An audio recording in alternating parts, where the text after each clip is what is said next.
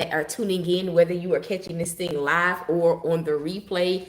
Happy Blessed Wednesday. I had to look at my phone to see what day it was, but happy Blessed Wednesday to those of you guys that are here. Hold on one second, you guys. Give me 1 second. Um but happy blessed Wednesday to those of you guys that are tuning in. I pray that you guys had a great night's worth of rest and that you are in great spirits on this morning. I will say that I allowed myself to kind of sleep in just a little bit. I had the weirdest. I'm gonna go ahead and share it. I had the weirdest moment last night. I went to bed. Well, I was about to go to bed, and the country a tick on my covers, and I lost it. I was up all night watching, and I slept upstairs on the couch, but I allowed just kind of just coast on in. Perks of living in the country: you got ticks, you got all kinds of stuff outside. And so as always, as you guys are entering in, Jasmine, what's going on? As y'all are entering in, go ahead and tell God thank you, and tell me one thing that you are grateful for today. Today I will say that I am grateful for forward movement. I'm grateful for joy. I feel like in this season of my life, I have learned to appreciate a tick, girl. A tick. I listen. It was crawling on one of my pillows. I had just took the dogs out. I checked all of them. They don't have any ticks. But see, you got me on this tick thing. Ticks are scary because like they make you want to just freak out. But anyway, I saw one. I thought it was a spider or something until I tried to smush it, and I'm like, oh, it's a tick. Baby, when I say I stripped that bed so quick, it didn't make no sense. I stripped that bed so quick, and it didn't make no sense. I flushed it down the toilet. Yeah, ticks just give me the ick. I know that rhymes, but they just definitely do it for me. You want to give me the ick? Show me a tick. Listen. I see one. It's quick. Let me go ahead and shower. Let me go ahead and let me just go on and take a bath right now. Let me just wash everything, baby. You show me a tick somewhere, baby. Listen, everything getting clean. So that's the kind of mood I was in, man. They only check out by fire. You know what? I don't know, but I'm gonna tell you something, Jasmine. Moments like that make me want to get chickens because chickens eat ticks. Hey, moments like that make me want to get me some chickens because the chickens can just roam around and just eat up all the ticks and just yeah. And honestly, I don't know not a country person that ticks don't give the ick to. If I can just be for real, like even like growing up in the country, and I'm gonna get to today's daily manna. But disclaimer, well, not side note, there we go. But yeah, I feel like even people in the country, growing up in the country, even my aunt got the ick about ticks. Even my cousins, like you just don't want one of them on you, and you don't want them near your pets. But that's neither here nor there. Welcome to today's daily manna. Welcome to today's daily manna. As you guys can see, first of all, if you have not told God thank you, go ahead and tell him thank you. Go ahead and hit that thumbs up while you're here. But as you guys can see by the topic, today's topic is God doesn't do backwards. I wanted to just share what God has blessed, what He's shared with me, and then we gonna get on and we gonna get off. I'm a little bit later because I slept in because of being up all night cleaning. Today I had a moment though where I was just sitting down and reflecting on I was sitting down and just honestly just assessing myself, assessing like some of my responses to God and even some of my responses to some of the things that I have felt like have been happening in my life, whether it's God leading me, whether it's just the normal ebb and flow with God. And there was a one particular area, and God asked me because I was very hesitant, and He asked me, "What is your issue in this area?" And like when I really just sat down and thought about what my issue in that area was, and even in other areas because it connects. Like I told God, I said, Lord, I have an unconscious fear that I am going to go back through something that I almost didn't make it out of. Let me drink me some coffee today.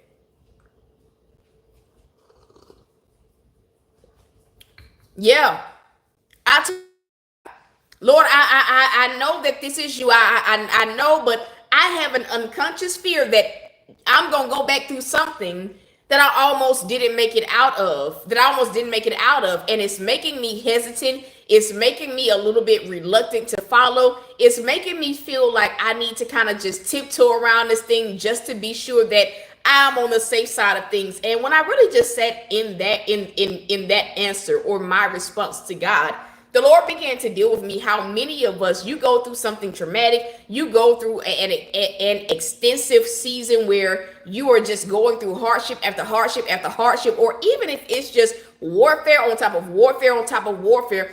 All of us come out, even though we may not look like what we've been through. A lot of times, if you look a little bit closer, some of us have a little bit of the residue of those traumatic experiences just still on us, still lingering. And a lot of times it can show up as God is leading us into new territory. It can show up even in moments where we are shifting over into something completely new. And I'm gonna say this, it is, in my opinion, a very unconscious mindset. And a lot of times we don't even realize that the reason why we feel anxious isn't because the devil is attacking us. It isn't because we don't trust that God is who he says he is. But for a lot of people, when it comes down to shifting over into the new, when it comes down to change of any sort, most people's number one fear is, I've been here, done that. I don't want to revisit, old pains. And so God reminded me of this saying that he would tell me in my wilderness. My wilderness was a season where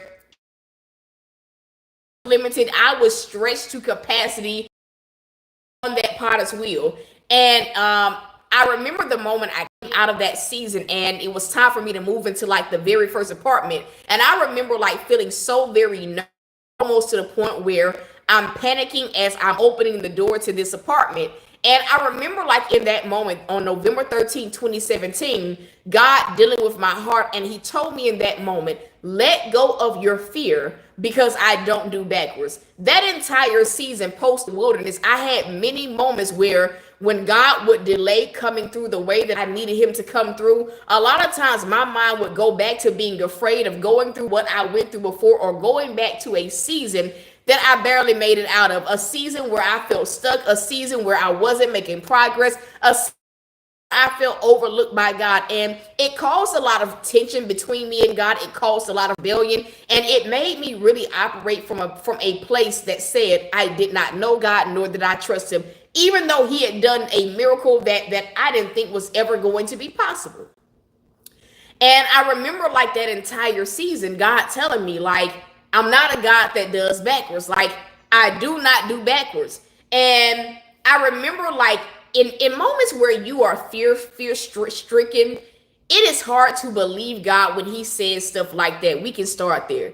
In moments where you are triggered, where you are tripped up by what it looks like, what it feels like, it is extremely difficult to believe God when he says, I'm not going to take you backwards, because you're looking at a situation and your fear tells you you're about to repeat the pattern. You're looking at, the scenario, and you know what your fear is telling you? You about to go back through a wilderness 2.0, or you about to go back to being homeless, or you about to go back to being without a vehicle, or whatever it is that altered your perception of God. And so I sat and I thought about it, my answer to God this morning, and telling him like, Lord, I have a fear going backwards, which is why I'm reluctant. It's why I kind of don't really have much peace about this situation. Not because I don't trust you, but I guess it is a form of not trusting God. But to me in that moment, I'm like, I don't feel like I don't trust you. I just don't want to go back through something that almost shattered my heart, or something that almost broke me. And the Lord asked me a question after I got done, reflecting on my answer to him. And he asked me this question and it blew me away. He said, but have you gone back yet? I'll sip some coffee to that.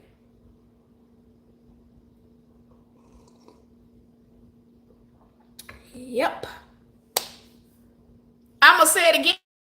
Have you gone back yet? And it's like in the moment of me that question, have I gone back yet? The Holy Spirit begins to flash before me when I was homeless, when I lived with my mom, when I didn't have a vehicle, all of these scenarios that were extremely extreme. And when God pulled me out, how instead of going backwards, my life actually got better. And you want to know what God told me? The Lord told me, he says, as you let go of your fear, you will begin to now embrace some of the greatest days that your life has ever seen. And I'm going to just say this.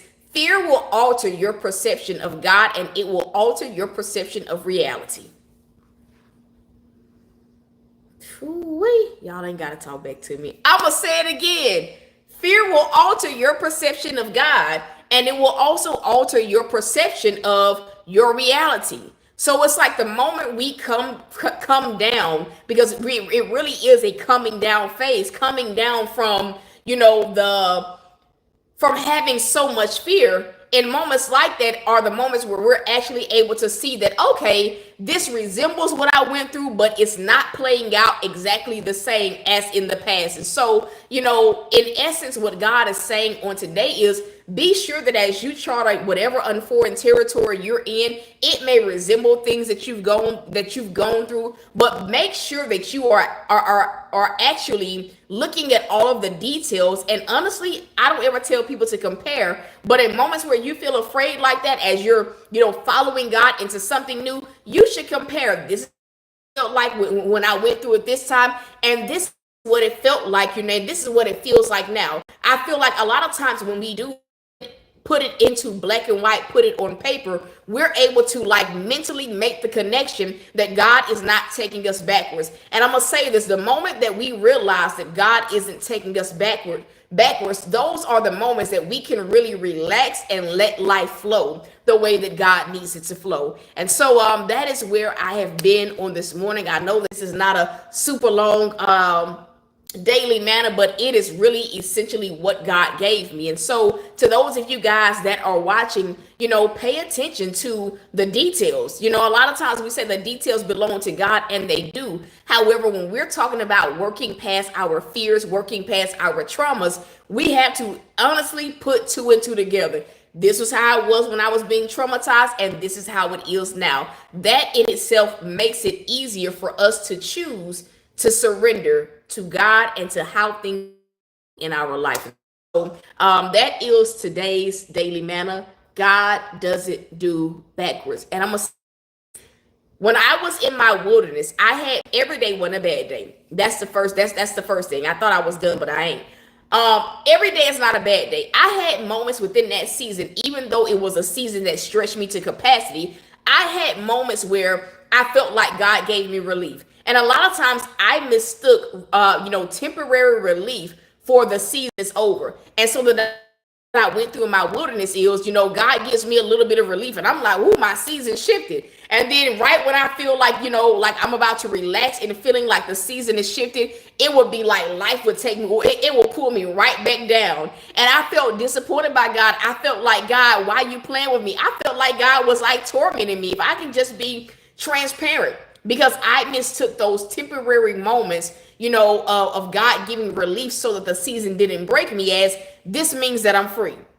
This means that I'm out, right? It's kind of like letting a dog outside for the first time off of a leash, or even if it's just like an e-collar, or let's just say like you have like a chain that's hooked up to a tree or something. It's kind of the same like that. The dog think they free until they see like, oh, I can't go as far as I thought I could. And so I was having those moments in that season where I'm like, I thought I was free, God. I thought I was out, and then I'm back in this season. And so it produced in me a heart that just really didn't want to follow God, because I thought that, God, I felt like, God, you give me something and then you put me right back in it. When in all actuality, God was giving me relief so that I could continue on the journey and finish strong.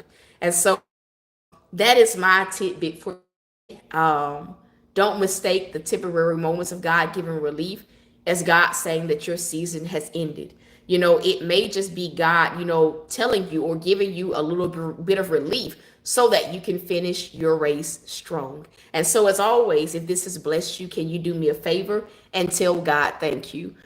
We are about to shift over to TikTok in a few minutes. I want to encourage you guys to join us over on TikTok. We have been having a blast on TikTok. We've been growing here on YouTube. I thank every single person that has subscribed. At the moment, I think we have 310 or 311 followers, 311 followers. The first goal is going to be able to hit 351. I need one over 350. And so that is it. Please be sure that you guys are hitting that thumbs up button. If you would like to sow, if you feel led to sow, you can always sow at paypal.me/thoughtsbyT. You can also sow via Chime. The Chime tag is $thoughtsbyT. The number to Zelle is 769-281-6840. And if you would like to use Cash App, you can use $DavisaButler. But that is it, you guys. I love y'all. I'm rooting for you guys. And so until next time, y'all.